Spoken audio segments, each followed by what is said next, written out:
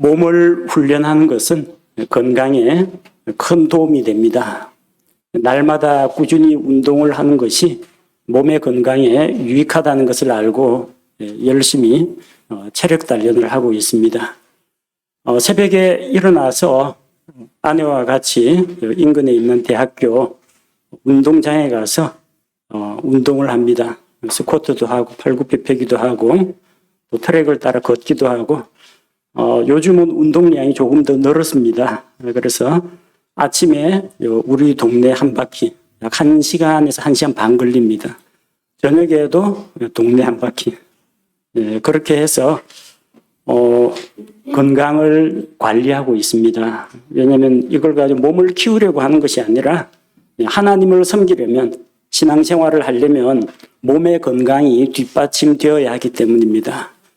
그래서 체중도 많이 불었고요. 그리고 아침 일찍부터 몸의 활력을 되찾아가지고 하루 생활을 하는데 활기찬 하루를 날마다 맞이하고 있습니다. 그래 운동을 하니까 참 좋은 점이 많습니다. 입맛도 살아나고 잠도 깊이 잘 자고 또 체력도 좋아졌습니다. 그런데 성경을 읽다 보니까 이런 몸의 운동도 좋은데 그거보다 더 좋은 것이 있다고 합니다. 우리의 몸을 단련하는 것보다도 더 많은 유익이 있는 것은 우리가 경건한 삶을 위해서 자기 자신을 훈련하는 것이라고 합니다. 그래서 오늘은 우리에게 유익을 주는 이 몸의 훈련과 함께 경건한 삶에 이르기 위한 훈련에 대해서 그것이 주는 유익에 대해서 함께 생각해보고 그 말씀을 통해서 우리가 동기력을 받기를 원합니다. 먼저 오늘 성경 본문에 사용된 단어에 대해서 조금 짚고 넘어가도록 하겠습니다. 번역상 조금 이해를 돕기 위해서 말씀드리는 것이니까 이 본문 의미를, 단어의 의미를 잘 알아야 하나님께서 우리에게 가르치시는 것을 우리가 바르게 깨달을 수가 있습니다. 8절에 육체의 훈련이라고 했는데 좀 더 정확하게 이야기하자면 몸의 훈련이라고 해야 맞습니다. 영어 성경에 육체는 flesh라고 되어 있고요. 몸은 body라고 되어 있습니다. 육체라는 말은 이 살갗, 고깃덩어리, 그리고 육신, 그러니까 죄에 속해 있는 죄의 몸을 이야기할 때 육신, flesh라고 합니다. body라고 할 때는 사람이 가지고 있는 머리끝부터 발끝까지 온몸 서로 연결되고 통합된 하나의 신체를 가리켜서 몸이라고 부릅니다. 그래서 성경에서 교회는 그리스도의 몸이라고 하죠. 교회는 그리스도의 육체라고 쓴 곳은 그 어디에도 없습니다. 자, 그래서 우리가 육체라고 읽기보다는 몸이라고 읽어야 다음에 무엇을 훈련해야 하고 무엇을 단련해야 되는지를 알 수가 있습니다. 그 다음에 또 나오는 단어가 있죠. 하나님의 성품이라고 하는데 영어 성경에는 character of God이라는 단어가 없습니다. godliness, 경건입니다. 함정역에 번역할 때 불경건, 경건치 않은 부정적인 것은 전부 다 경건을 살려서 번역을 했는데 긍정적인 거, 경건한, 경건 이런 것들은 대부분 하나님의 성품, 하나님을 따르는 이런 식으로 의역을 했습니다. 풀이해서 그러니까 번역을 하기보다는 해설을 한 그런 것들이 많이 있습니다. 왜 이게 문제가 되느냐면요. 7절에서 하나님의 성품에 이르도록 스스로 훈련하라. 하나님의 성품이 아니라 이 단어는 경건입니다. 우리는 훈련을 통해서는 하나님의 성품에 이룰 수가 없다는 겁니다. 우리는 하나님의 성품을 어떻게 받습니까?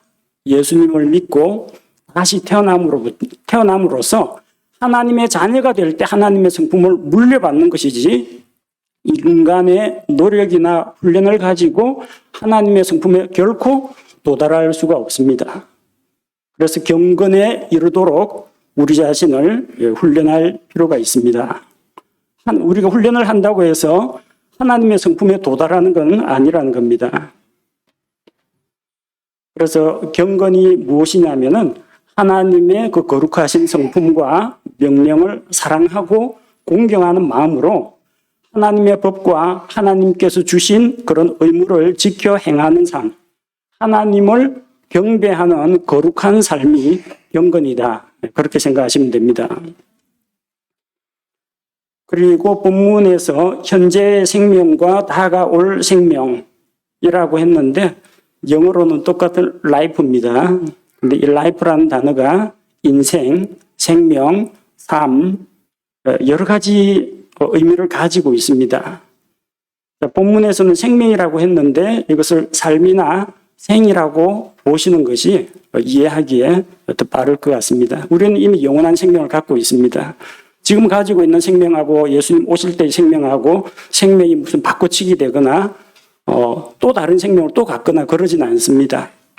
현재 세상에서 몸을 입고 사는 이 삶뿐만 아니라 하늘에서 주님 앞에 섰을 때 거룩하고 영광된 삶, 영원한 왕국에 들어갔을 때 그 삶에도 둘 모두에게 유익이 있고 보상이 있다는 그런 의미로 이해를 하시면 되겠습니다. 자, 그래서 몸의 훈련은 성경에서 뭐라고 합니까? 몸의 훈련은 유익이 적다고 했습니다. 적은 것 같지는 않습니다. 제가 강단에서 이런 그 몸의 훈련에 대한 설교를 하게 될 줄은 미처 몰랐습니다. 다른 사람들한테 운동 좀 해라 하는 말을 하게 될 줄도 미처 몰랐습니다. 운동을 하니까 소화가 잘 됩니다. 잘 먹습니다. 배변도 잘 됩니다. 저녁에 눈 감았다가 눈 뜨면은 벌써 새벽입니다. 중간에 깨지도 않습니다. 잠을 아주 깊이 잡니다. 그리고 나이가 많아지면서 점점 이제 노화가, 어르신들 죄송합니다. 네. 나이가 많아지면서 점점 신체에 노화가 오고 점점 이제 근육량이 줄어든다고 하는데 운동을 하면서 근육이 또 많이 생겼습니다. 그리고 운동을 하니까 힘이 강해집니다. 사람은 근육 안에 이제 에너지를 저장하는데 근육이 많아야 또 순간적으로 또 힘을 쓸 수가 있다는 겁니다. 운동을 하다 보니까 혈액순환이 참 좋아졌습니다. 옛날에는 겨울철에나 여름철에나 제 손을 잡는 사람은 손이 진짜 냉랭했습니다. 수족냉증인지 뭔지 보니까 몸에 피가 잘 안 돌아서 그렇다고 합니다.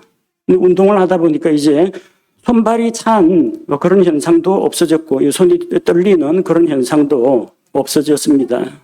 운동의 효과들 가운데 하나입니다. 그리고 운동을 하면은 당뇨병이나 고혈압, 고지혈증, 비만 이런 성인병들도 예방할 수 있다고 합니다. 그뿐만이 아닙니다. 운동을 하면서 인내를 배우게 됩니다. 처음 운동할 때는 참 귀찮고 하기 싫어요. 아침에 일어나서 운동을 하려고 하면 오늘은 쉬었으면 하는 그런 생각이 강합니다. 근데 일단 시작하고 나면요, 하게 되는데 나중에 100개, 200개를 목표로 했을 때 항상 힘든 데가 80, 90에서 그만했으면 하는 그런 생각이 듭니다. 근데 끝까지 하면은 마침내 목표를 성취하게 됩니다. 하기 싫은 거, 힘든 것을 참고 인내함으로써 해낼 수 있는 그런 정신 자세를 배웠습니다. 운동하다 보면 인내력을 배우게 됩니다. 처음에는 만사가 귀찮았습니다. 아침에 일찍 일어나는 것도 싫고 운동을 하러 찬바람 맞으면서 저기 올라가는 것도 귀찮고 그다음 첫 운동 이제 스타트하는 것도 귀찮기만 했는데 인내로 그런 것들을 다 극복하게 되었습니다. 그리고 나름대로 운동하면서도 개인 목표가 있거든요. 운동량에 대한 목표를 가지고 있는데 목표를 정해놓고 어떤 때는 그 목표를 뛰어넘습니다. 내 한계가 어디까지인지 내 한계를 알 수가 있고 또 한계를 넘어서는 그런 성취감을 맛볼 수가 있습니다. 그걸 하고 나면요, 이런 뭐 육신적인 거 가지고 자랑하면 안 되겠지만 마음속에 좀 뿌듯한 마음이 듭니다. 제 자신이 참 대견스럽다라는 그런 생각이 들고, 내가 기특해서 내가 나한테 상을 주고 싶은 그런 마음이 듭니다, 솔직히. 물론 이제, 그게 이제 몸을 위하는 그 자체가 목표가 아니라 그 몸의 훈련을 통해서 하나님께 내가 무엇을 해드릴 수 있느냐, 그게 목표이지, 이거 뭐 키워가지고 몸매 자랑하고, 나 이런 사람이야 하고 내세울 만한 그런 것은 육신적인 자랑거리밖에 되지 않습니다.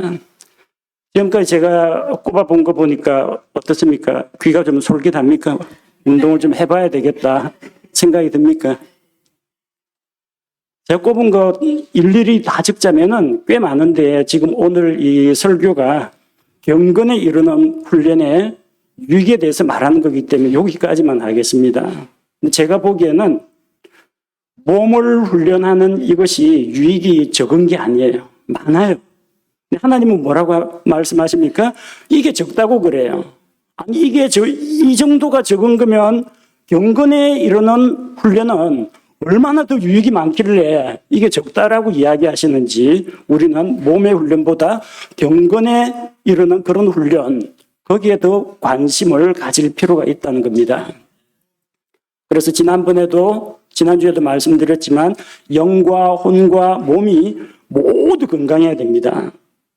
근데 그 가운데서도 우선적으로 영과 혼이 건강해야 되는데, 사람의 중심은 혼이기 때문에 혼의 건강, 이게 참 중요하다. 왜? 몸에도 영향을 미치고 영에도 영향을 미치고 내 개인적인 생활뿐만 아니라 다른 사람들과의 관계나 하나님과의 관계에도 영향을 미치기 때문에 혼의 건강이 중요하다고 했습니다. 오늘도 마찬가지입니다. 몸의 훈련 유익이 있습니다.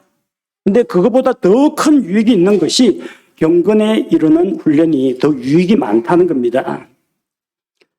성경은 경건은 모든 일에서 유익하다고 합니다. 몸을 훈련하는 것은 이 신체적인 몸의 건강, 여기에만 영향을 미칩니다. 하지만 우리가 경건하게 살면 모든 일이 모든 면에서 유익을 얻을 수가 있습니다.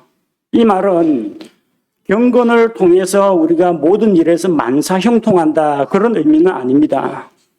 왜냐하면 그리스도인이 주님 안에서 경건하게 살고자 하면요, 경건하게 살고자 하면 어떻게 됩니까? 핍박을 받습니다. 디모데후서 3장 12절, 디모데후서 3장 12절, 참으로 그리스도 예수님 안에서 하나님의 뜻대로 살고자 하는 모든 자는 핍박을 받을 터이나, 여기 하나님의 뜻대로인데 가들립니다. 경건하게라고 번역하면 됩니다. 그리스도 예수님 안에서 경건하게 살고자 하는 모든 자는 핍박을 받습니다.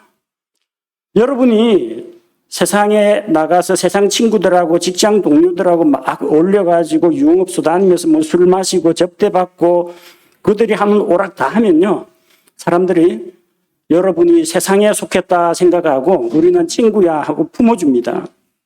근데 그 가운데서 뚜렷하게 신앙의 자존심 줏대를 가지고 나는 하나님으로부터, 하나님께서 세상으로부터 구별한 그리스도인입니다, 이 고백을 하고 경건하게 살면 그때부터는 슬슬 따돌림 당하기 시작합니다. 다 잘못한 건 없는데 그리스도인이라는 것 때문에 사람들이 거리를 두고 쉬쉬거리면서 뒷담화를 하고 나를 자기 편이 아니니까 안 좋게 대한다는 겁니다. 왜 그렇습니까? 이 세상이 마귀에게 속해 있기 때문입니다. 세상은 경건하지 않습니다. 세상은 하나님을 두려워하지 않습니다. 세상은 거룩하지 않습니다. 그래서 경건치 않은 세상 사람들이 경건한 그리스도인들을 보고 참 이해가 안 된다고 합니다. 이상하게 생각합니다. 술 마십니까? 아니요. 담배한테, 저 담배 안 합니다. 그러면은 어디 뭐 취미로 뭐 낚시나 뭐나 뭐 그런 것도 안 배웠습니다. 하면 저한테 꼭 묻는 말이 있어요. 무슨 재미로 삽니까? 아니, 재미고 뭐고 지금 더 중요하고 바쁜 일이 많은데 그거 어떻게 다 합니까? 사람들은 다 이상하게 생각해요. 그냥 세상적인 그리스도인들은 자기들이 흉금을 터놓고 이야기합니다. 그런데 경건한 그리스도인들에 대해서는 경계하고 두려워하고 자기가 그들처럼 살지 못하기 때문에 꼭 안 좋은 시선으로 삐딱하게 보고 핍박한다는 겁니다. 베드로전서 4장 4절 말씀을 보니까 베드로전서 4장 4절 이 점에서 그들이 너희가 자기들과 함께 다름질하여 그와 같은 극한 방탕에 이르지 아니함을 이상히 여기며 너희를 비방하나. 좀 좋은 거 권하고 좋은 거 같이 하자고 하면 참 좋을 텐데 꼭 안 좋은 거 같이 하자고 하고 안 좋은 거 나 같이 못한다 하면은 이상하게 생각하고 뭐 이상하게 생각하는 걸로 끝나면 괜찮은데 오히려 비방한다는 겁니다. 왜 너는 우리처럼 극한 방탕에 이르지 아니하느냐? 왜 우리처럼 세속적이고 쾌락을 추구하는 삶을 살지 않느냐? 나는 하나님이 더 좋고 세상보다 하나님이 좋고 세상이 주는 즐거움보다 하나님께로부터 오는 평안이 더 중요하다라는데 이 하늘의 기쁨과 평안을 맛보지 못한 사람들은 경건한 그리스도인들을 적대시하고 핍박한다는 겁니다. 아니 그러면 경건하게 살면 유익이 많다고 했는데 핍박받으면 유익이 적은 거 아닙니까? 근데 그게 핍박받는 게 유익이라는 이야기예요. 우리가 경건하게 살다가 핍박을 받으면 나중에 하나님 앞에서 큰 보상을 받게 됩니다. 디모데전서 6장 6절 말씀을 보니까 그러나 만족하면서 하나님을 따르는 것은 큰 이득이 되느니라. 이 하나님을 따르는 것 팔로잉 갓이라고 되어 있지 않습니다. 경건입니다. 가들리니스 경건입니다. 경건은 큰 이득이 되느니라. 만족을 동반한 경건은 큰 이득이 된다고 했습니다. 구체적으로 그 이득이 무엇인지는 여러분이 한번 그대로 살아보고 이득을 한번 체험해 보시기 바랍니다. 성경에 무엇이 약속되어 있는지 살펴보시기 바랍니다. 모든 일에서 유익을 얻을 수 있다고 했습니다.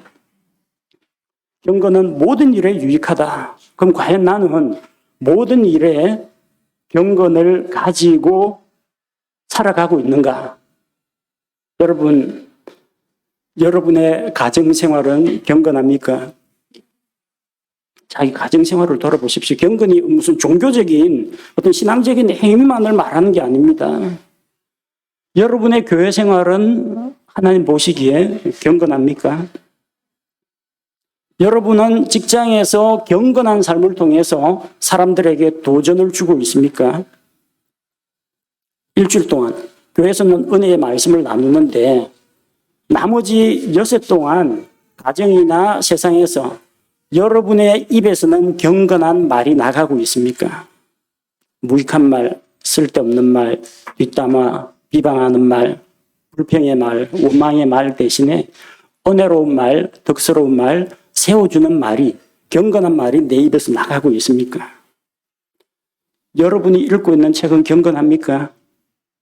성경 말고도 다른 거 많이 읽으시죠? 여러분의 독서는 경건한 독서입니까? TV는 참 편리한 도구입니다. 세상 돌아가는 소식들도 알려주고 여러 가지 다양한 볼거리, 들을거리를 제공하고 있습니다. TV를 뭐 안 보시는 분도 있겠지만 여러분의 TV 시청 생활은 경건합니까? 그냥 막장 드라마 이런 것이 더 재밌거나 사람들 정신없이 웃게 만드는 쇼 코미디 프로그램 또 이런 데 빠져가지고 멍하는 시간을 보내진 않습니까? 여러분 돈은 경건하게 사용하십니까? 엉뚱한 데 쓸모없는데 낭비하는 데 쓰고 있지는 않습니까? 여러분 마음속에 품은 생각은 경건한 생각을 품고 있습니까? 이건 진짜 사람들 앞에 말하기 곤란한 겁니다. 나와 하나님만이 아시는 영역입니다. 하나님께서 내 생각을 들여다보고 있다라고 했을 때 내가 주님 앞에서 정말로 경건한 생각을 품고 있느냐 하는 겁니다. 유튜브 많이 보시죠? 여러분은 경건한 프로그램을 시청하고 계십니까? 아니면 흥미 돋구는 유튜브 쇼츠라든지 틱톡 짤 영상이라든지 그런 거 보고 재밌게 웃다가 그냥 끝나버리지는 않습니까? 그 가운데는 세속적인 것들도 있고 건전하지 못한 것들도 막 흘러 넘친다고 합니다. 여러분의 여가 활동은 경건합니까? 여러분 입으로 들어가는 것들은 경건합니까? 여러분 귀로 듣는 것은 경건한 것들을 듣고 있습니까? 내가 유익을 얻으려면 모든 일에서 경건이 나에게 유익이 되려면 내가 삶의 모든 영역에서 경건하게 살아야 됩니다. 말씀 들으시고 자기 자신의 삶을 돌아보고 나는 과연 하나님 보시기에 이러한 영역에서 경건한가, 경건하지 못한가 자신을 한번 살펴보시기 바랍니다. 경건한 삶은 하나님께서 약속하셨습니다. 현재의 생애에서, 현재의 삶에 있어서 약속이 있습니다. 보장이 되어 있습니다. 어떤 약속들이 있습니까? 첫째로는 하나님께서 경건한 자와 함께 하신다는 겁니다. 시편 4편 3절 시편 4편 3절 오직 주께서 자신을 위해 하나님을 따르는 자를 따로 두신 것을 알지어다. 내가 주를 부를 때 그분께서 들으시리로다. 하나님을 따르는 자라고 했는데 the man who follows God이 아니라 그냥 경건한 자입니다. 경건한 사람들. 하나님께서 경건한 사람을 따로 두셨다는 겁니다.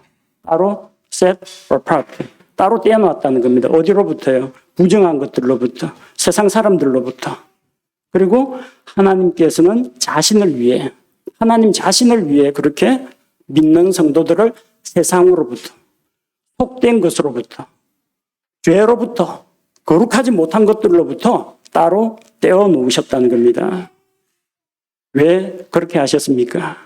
하나님 자신의 영광을 위하여, 또한 우리의 유익을 위하여. 그래서 세상에서 떼어가지고 하나님 자신을 위해서 떼어두셨으니까 거룩하신 하나님께서는 경건한 자와 함께 하신다는 겁니다. 하나님은 거룩하십니다. 죄를 미워하십니다. 레위기에 보면 수많은 부정한 것들, 죽음과 연관된 것들, 더러움과 질병과 연관된 것들 하나님께서 다 분리하십니다.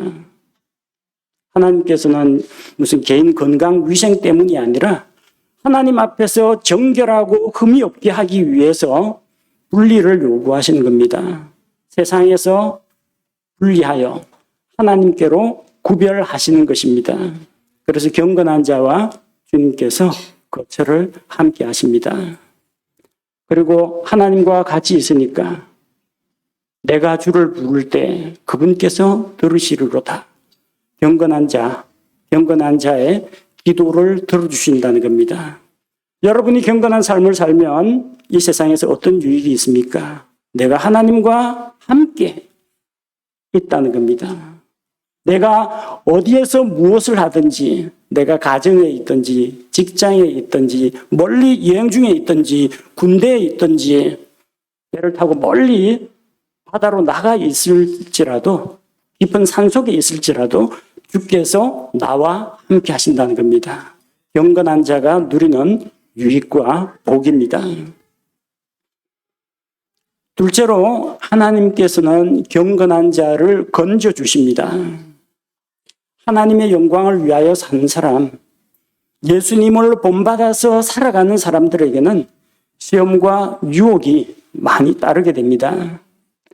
그러나 주께서는 경건한 자들을 시험에서, 시련에서, 고난 가운데에서 건져주십니다. 베드로후서 2장 9절 말씀을 보겠습니다. 베드로후서 2장 9절 주께서 하나님을 따르는 자들은 시험들에서 건질 줄 아시고 또 불의한 자들은 심판의 날까지 예비해 두사 벌할 줄 아시되. 여기서 하나님을 따르는 자들, 영어 성경에 경건한 자들입니다. 주께서 경건한 자들은 시험에서 건져주신다고 했습니다. 여러분 살아가다 보면 여러 가지 고난도 있고 시련도 있고 유혹도 있고 시험도 만나게 됩니다. 그 가운데에서 우리가 승리할 수 있는 비결이 무엇입니까? 경건한 삶을 사는 것입니다. 세상과 구별된 삶을 사는 것입니다. 하나님을 존중하고 하나님을 두려워하고 하나님을 공경하고 하나님께 영광 돌리는 삶을 살 때 그런 위기에서 시험에서 하나님께서 건져주십니다. 경건한 사람은 하나님께 기도하는 사람입니다. 그래서 기도를 통해서 주님과 만나는 사람입니다. 하나님께서는 그 기도를 들으시고 큰 물들의 홍수 속에서도 그를 지켜주십니다. 시편 32편 6절 말씀에 이렇게 기록되어 있습니다. 이것을 위해 하나님을 따르는 모든 자는 주를 만날 수 있을 때 주께 기도하리니 참으로 큰 물들의 홍수 속에서도 물들이 그에게 닥치지 못하리이다. 본문에는 하나님을 따르는 이라고 나와 있는데 이 단어는 그러니까 아들이 경건한입니다. 경건한 모든 사람은 주를 만날 수 있을 때 주께 기도하라고 했습니다. 큰 물들의 홍수. 여러분 홍수 생각하면 뭐가 떠오릅니까? 창세기에 나오는 노아의 홍수. 큰 물들이 나를 덮어 싸우며 하나님의 심판과 위기나 고난을 이야기할 때 물들의 홍수가 등장합니다. 큰 홍수 속에서도 물들이 그에게 닥치지 못하리이다. 시험 가운데에서도 하나님의 심판과 진노가 쏟아지는 가운데에서도 그 사람은 하나님의 은혜를 입을 수가 있다는 것입니다. 경건한 자는 건지심을 받을 수가 있습니다. 성경에는 여러 가지 고난과 어려움을 겪은 수많은 믿음의 사람들이 있습니다. 욥은 까닭 없이 고난을 겪었습니다. 그 고난이 끝없이 계속된 게 아닙니다. 한순간에 하나님께서 나타나셔서 그를 고난에서 건져주셨습니다. 욥이 어떤 사람이었습니까? 하나님을 두려워하는 사람이었습니다. 하나님 앞에서 자기의 순전함을 놓지 않는 사람이었습니다. 그는 경건한 사람이었습니다. 비록 그가 율법을 받지 못한 사람이고 비록 그가 하나님의 백성, 이스라엘 백성은 아니었지만 하나님을 존중하고 경외하는 경건한 사람이었습니다. 그래서 욥기 42장의 마지막은 하나님께서 주시는 복으로 마무리가 되었습니다. 요셉은 억울한 누명을 쓰고 감옥에 갇혔습니다. 형들에게 팔려가지고 종으로 이집트에 팔리기도 했고 종살이 하다가 누명을 쓰고 죄수가 되기도 했지만 하나님께서 주께서 그와 함께 하심으로 그가 형통한 사람이 되었다고 했습니다. 요셉은 경건한 사람이었습니다. 유혹을 단호하게 뿌리친 사람이었습니다. 거짓과 불의와 타협하지 않는 사람이었습니다. 그렇게 올곧고 모난 사람은 세상에서 따돌림 당합니다. 형들이 따돌림 시켜가지고 구덩이에 던지고 상인들에게 팔아 넘겼지 않습니까? 하지만 그럼에도 불구하고 자기의 순전함을 굳게 지켰던 요셉은 그 고난으로부터 건지심을 받았습니다. 다윗은 하나님을 찬양하고 하나님과 정말로 마음이 통하는 사람이었습니다. 하지만 사울은 그를 미워했습니다.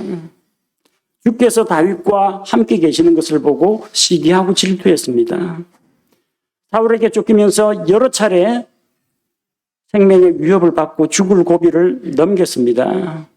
하지만 경건한 삶을 살았던 다윗을 하나님께서는 고난 가운데 건지시고 그를 항상 견고한 반석 위에 세우시고 또 왕국을 그의 손에 맡겨서 이스라엘 왕국을 다스리는 목자로 세우셨습니다. 다니엘은 먹는 거 하나부터 신경 썼습니다. 왕이 주는 술은 마시지 않겠다. 왕이 주는 우상에게 바친 고기는 먹지 않겠다. 자기 입 안에 들어가는 것부터 경건하게 관리를 했습니다. 그의 마음 역시 하나님을 향해 있었습니다. 하나님께 기도하는 것이 불법이라는 이상한 종교적 차별금지법 같은 게 그 시대에 만들어졌는데 왕의 직인이 찍혔다 하더라도 무시하고 하나님의 법을 더 소중하게 여기고 그는 보란듯이 예루살렘을 향해 난창에서 창문을 열고 하나님께 기도했습니다. 그런 경건한 사람은 주변 신하들의 모함을 받아가지고 사자굴에 던져집니다. 그래서 사자의 먹이가 되었습니까? 아닙니다. 사자들의 입을 주께서 털어 막으시고 그를 구덩이에서 건져 올리셨습니다. 그리고 다니엘을 모함한 그 사람들을 오히려 사자굴에 던져 넣어서 사자밥이 되게 했습니다. 경건한 자는 세상에서 핍박을 받습니다. 그러나 하나님께서 그 핍박과 고난 가운데에서 그를 건져 주신다는 것입니다. 세 번째로 경건한 사람은 삶의 능력이 있습니다. 디모데후서 3장 5절 말씀을 보니까 하나님의 성품의 모양은 있으나 그것의 능력은 부인하리니 이런 자들에게서 돌아서라. 여기 하나님의 성품, 캐릭터 오브 갓이 아닙니다. 한 단어로 경건입니다. 경건의 모양은 있지만 능력은 부인하는 자들이 있는데 그런 사람들을 상대하지 말라는 겁니다. 겉으로는 거룩한 척, 온갖 가식과 위선 이런 걸 가지고 사람들에게 보이려고 하지만 삶의 실제 그런 능력이 없는 자를 멀리하라는 겁니다. 예수님 당시의 바리새인들이 그랬습니다. 경건한 모습은 있었습니다.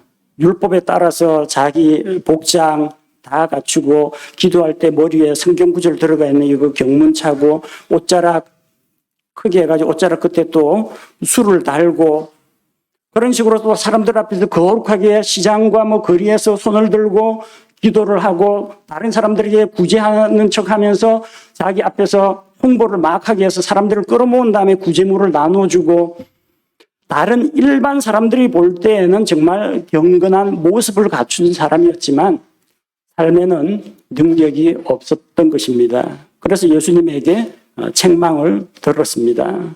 종교 생활을 열심히 했습니다. 하나님께 예배를 드렸습니다. 회당에서 말씀을 가르쳤습니다. 11조를 철저히 바쳤습니다. 그러나 그들의 마음은 하나님 앞에서 올바르지 못했다는 것입니다. 고린도 교회 안에는 자기를 스스로 높이는 거짓 교사들이 있었습니다. 사도 바울이 없는 틈을 타서 사람들의 귀를 즐겁게 해주는 그런 말로 사람들을 미혹하고 자기 편으로 이끄는 그런 사람들이 있었습니다. 그들은 바울을 적대시했습니다. 사람들에게 바울에 대해서 안 좋은 쪽으로 이야기를 했습니다. 바울과 성도들 사이를 이간질시켰습니다. 고린도전서 4장 19절 말씀해 보니까 그러나 주께서 원하시면 내가 곧 너희에게 가서 우쭐대는 자들의 말이 아니라 권능을 알아보리니. 고린도 교회는 참 지식이 많은 그런 사람들이 있었습니다. 아는 게 많다고 해서 그 아는 것대로 다 살아가는 건 아닙니다. 그래서 그 사람들 우쭐대고 교만한 그 사람들의 말이 아니라 어디 삶의 능력을 한번 보겠다는 겁니다. 경건한 사람은 모습으로 경건한 모습이 드러날 뿐만 아니라 삶 가운데에서 경건한 삶의 능력이 나타난다는 겁니다. 어떤 한 분이 직장에서 자기가 그리스도인인 걸 감추고 생활을 했어요. 그런데 주변 사람들은 다 그 사람을 존중했어요. 왜냐하면 말하는 것도 예의가 바르고 원리 원칙을 잘 지키고 다른 사람들을 배려해주는 그런 마음도 있고. 근데 어느 날 이분이 아침 일찍 근무 시간 되기 전에 출근해가지고 평소 하던 대로 이제 사무실 청소를 다 하고 성경책을 쫙 펼쳐놓고 근무 시간 다른 사람들 출근할 때까지 성경을 읽었더랍니다. 사람들이 그걸 본 적이 없어요. 근데 누군가가 딱 그날 마침 일찍 와가지고 보고 성경 읽는 걸 보고 교회 다니십니까? 예수님 믿습니까? 물어보더라고요. 그렇다고 하니까 그 사람이 이야기하더랍니다. 선생님 왜 진작 이야기해 주지 않았습니까? 저는 선생님의 삶의 모습을 보면서 저분처럼만 산다면 예수 안 믿어도 되겠다. 그런 식으로 생각했다는 겁니다. 저렇게 훌륭한 사람인데 예수님 안 믿고도 저 정도 삶을 사면 되겠다 생각했는데 선생님의 삶의 능력이 바로 이 성경책에서 나오는 것이었군요 하면서 그 사람이 자기도 예수님을 믿게 해달라고, 자기도 믿고 싶다고, 당신이 믿는 그 예수님을 나도 믿고 싶다고. 이게 바로 삶의 능력입니다. 삶의 능력이라는 게 예수님 믿는 사람이 무슨 초능력을 발휘한다든지 환자를 일으킨다든지 이런 능력을 말하는 게 아닙니다. 말에 힘이 있고 은혜가 있고 진리가 있고 또 오늘 보이는 삶을 통해서 사람들에게 도전을 주고 책망하고 함으로써 능력을 보이는 삶이 경건한 사람의 삶의 모습입니다. 예수님께서 회당에서 말씀을 가르치셨습니다. 바리새인들이라고 안 가르쳤겠어요? 서기관들 가르쳤습니다. 그들도 회당에서 가르쳤습니다. 예수님의 말씀을 듣고 사람들이 깜짝 놀랐습니다. 왜? 그 말씀에 권위가 있었고 그 말씀에 은혜와 진리가 있었는데 그들의 서기관들과 같지 않았다고 했습니다. 단순히 성경을 글자로만 읽고 사람들에게 강론한 게 아니라 예수님께서 실제 하나님의 약속의 말씀을 따라서 사람들에게 행하신 그 삶의 모습, 삶의 능력이 있기 때문입니다. 바울은 겉모습으로는 사람들에게 멸시를 받았습니다. 그 사람 편지 보니까 아주 장중하고 엄숙하게 잘 이야기하는데 직접 만나보니까 몰골도 꾀저지하고 목소리도 힘이 없고 그렇더라. 사람들이 바울을 사도로 대우해주지 않았습니다. 물론 바울이 그런 대접을 바란 건 아닙니다만 인정해주지 않았다는 겁니다. 사람들에게는 그렇게 멸시당했지만 바울은 정말로 능력 있는 삶을 살았습니다. 하나님의 은사를 가지고 기적을 일으키고 죽은 자를 살린 그 능력만을 말하는 게 아닙니다. 성도들의 아픔을 자기의 아픔처럼 생각하면서 눈물로 기도하고 호소하고 성도들이 복음의 진리 가운데서 걷는다는 것을 볼 때는 정말 감옥 속에서도 내가 기뻐한다고 말할 정도로 그의 삶은 하나님께서 주신 말씀과 또 그 말씀을 따라서 그리스도를 닮아가고자 하는 삶의 모습이 성도들 눈에 보였다는 겁니다. 내가 그리스도를 본받는 것 같이 너희도 나를 본받는 자가 되라. 바울은 바로 하나님 앞에서 경건에 이르는 연습을 하고 경건한 삶을 살았기 때문에 그런 능력을 나타낼 수 있었던 것입니다. 우리가 이 세상에서 경건한 삶을 살 때 경건에 이르는 연습을 할 때 이렇게 많은 유익이 있습니다. 단순히 이건 근육 나오고 알통 나오고 힘이 세진다. 이거하고는 감히 비교할 수도 없는 수많은 복들이 경건한 삶에 있다는 겁니다. 그리고 이 세상에서 그런 유익을 누리고 끝이 아닙니다. 다가올 생에도 약속이 있습니다. 이 세상에서 경건하게 살다가 핍박을 받으면 이 세상에서 보상을 다 못 받는다 할지라도 하늘에서 보상이 기다리고 있다는 겁니다. 다음 생에서 보상이 있어요. 마태복음 5장 11절에 보니까 나로 인해 사람들이 너희를 욕하고 핍박하며 너희를 대적하여 거짓으로 온갖 종류의 악한 것을 말할 때에 너희에게 복이 있나니. 여러분이 하나님의 백성, 예수님을 믿는 사람으로서 하나님의 말씀을 따라서 살아갈 때, 경건하게 살고자 할 때 욕하고 핍박하고 비난하는 자들이 있다 할지라도 오히려 그거를 담담히 받아들이라는 겁니다. 이 세상에서 핍박을 받는다면, 주님으로 인해서 핍박을 받는다면, 경건하게 살다가 핍박을 받는다면 하늘에서 보상이 있습니다. 다가올 생에 약속이 있다는 겁니다. 우리는 살아서 자기가 한 말들에 대해서 우리가 몸을 입고 살아가는 동안 여러 가지 말을 하는데 그 말에 대해서 나중에 주님 앞에 가서 회개 보고를 해야 됩니다. 그 입술의 열매에 따라서 보상이 약속이 되어 있습니다. 우리가 사용한 말이 정말 경건한 말이었다면 거기에 대해서 칭찬을 받을 것입니다. 우리 입에서 나가는 말이 더러운 말, 경건하지 못한 말, 속된 말, 욕하는 말, 비방의 말 이런 말들이 나갔다면 주님 앞에서 책망을 받을 것입니다.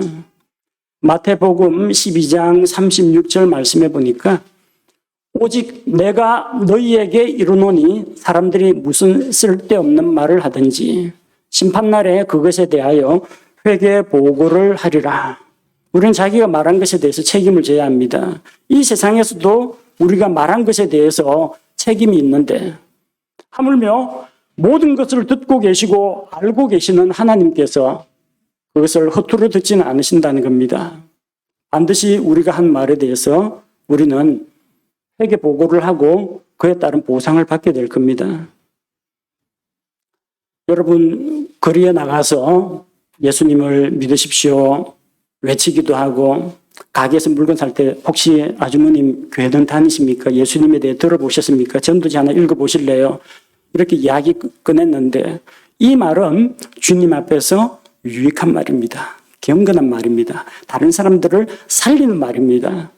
그 사람이 복음을 받아들였다면 물론 크게 감사하고 기뻐할 일인데 그 사람이 서로 받아들이지 않았다고 할지라도 한 말에 대해서 우리는 경건한 말, 유익한 말, 덕을 세운 말에 대해서 나중에 회개 보고를 하고 보상을 받습니다.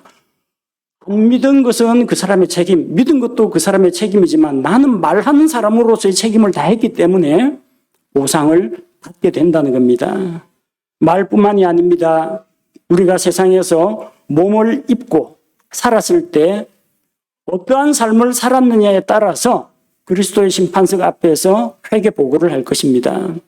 고린도후서 5장 10절 말씀해 보니까 고린도후서 5장 10절 우리가 반드시 다 그리스도의 심판석 앞에 나타나리니 이로써 각 사람이 좋은 것이든 나쁜 것이든 자기가 행한 것에 따라 자기 몸 안에 이루어진 것들을 받으리라. 몸 안에가 아니라 몸 안에서.